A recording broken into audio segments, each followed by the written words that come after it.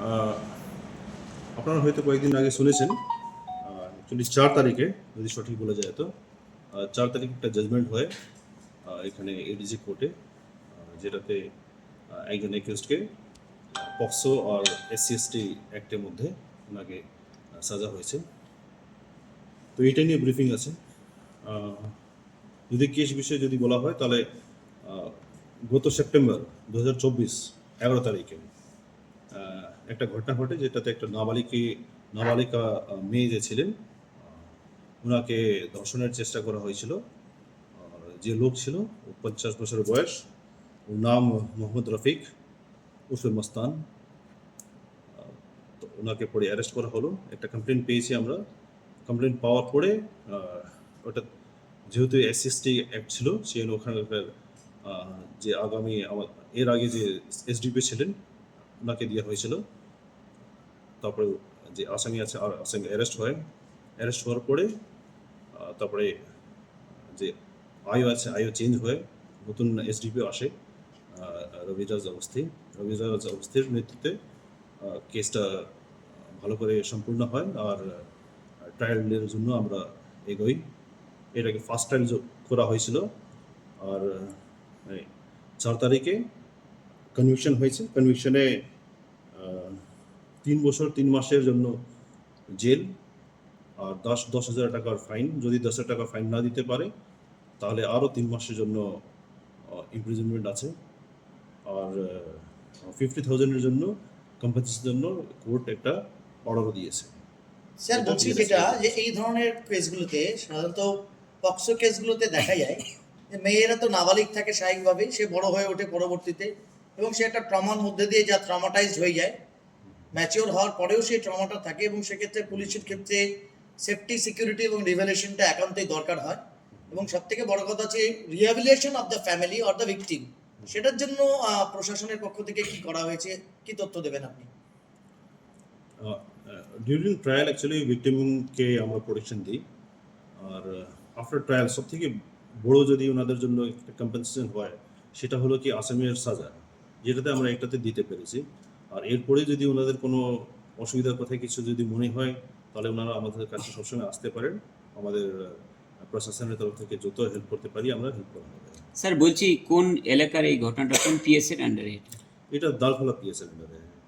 দালখোলা পিএসের আন্ডারে আপনার আহ, জগদীশপুর এরিয়াতে আছে। কি ঘটনা ঘটেছিল স্যার? অ্যাকচুয়ালি কিভাবে এই ঘটনা, একজন পঞ্চাশোর্ধ্ব ব্যক্তি এবং যে নাবালিকার কথা বলছেন তার বয়স হয়তো 16-17 বা 14-15 হবে এরকম, কি ঘটনা ঘটেছিল সেদিন? এটাতে অ্যাকচুয়ালি ওনাদের কোনো যে ভিকটিম আছে, ভিকটিম ফ্যামিলির কোনো ক্ষেত ছিল। ক্ষেতের মধ্যে যে আসামি আছে, আসামিকে বলা হয়েছিল কি কিছু জল দেওয়ার জন্য। তো ওই সময়তে যখন মেয়েকে একান্ত পেয়েছে, ওই সময়তে ঘটনা ঘটেছিল। আর মেয়ে কোনোভাবেই নিজেকে ওর হাত থেকে বাঁচাতে পেরেছিল। গোটা পুলিশ জেলার একদম চোপড়া থেকে শুরু করে আপনার করণদিঘি পর্যন্ত ইসলামপুর পুলিশ ডিস্ট্রিক্টের অধীন আকসারই দেখা যায় যে এই ধরনের অভিযোগগুলো পুলিশের কাছে একাধিকবার আসে। এগুলোকে হচ্ছে প্রিকশনের মেজার হিসাবে আপনারা এগুলোর জন্য কি ভাবনা চিন্তা করছেন পুলিশ জেলার পক্ষ থেকে?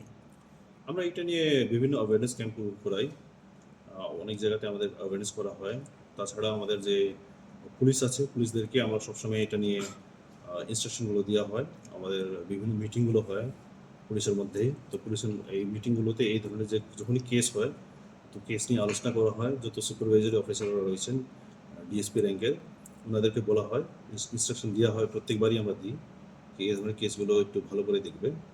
আর তদন্ত যত শীঘ্র হয় আর ভালো তদন্ত হয়, কোয়ালিটিতে কোনো কম্প্রোমাইজ না হয়, এটা করা হয়। আর যখনই আমাদের এটা ট্রায়ালে ওঠে, তো এটাকে আমরা ভালো করে মনিটর করি।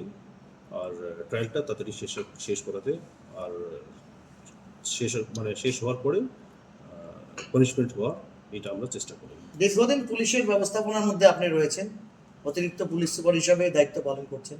আপনি কি মনে করছেন যে এই যে অ্যাডভার্সিটি ইন দ্য মাইন্ড, বিশেষ করে বয়স্কদের ক্ষেত্রে এই ধরনের একটা মানে বাজে ধরনের অভিরুচি মানুষের মধ্যে তৈরি হচ্ছে, তার জন্য মোবাইল অ্যাডিকশন বা মনে করেন যে একটা গ্লোবালাইজেশন অফ দ্য কালচার, এটা কি একটা বড় ভূমিকা নিচ্ছে মনে করছেন? এইটা অবশ্য আছে। যখনই টেকনোলজি বেড়ে যায়, টেকনোলজির অনেক লাভ হয়।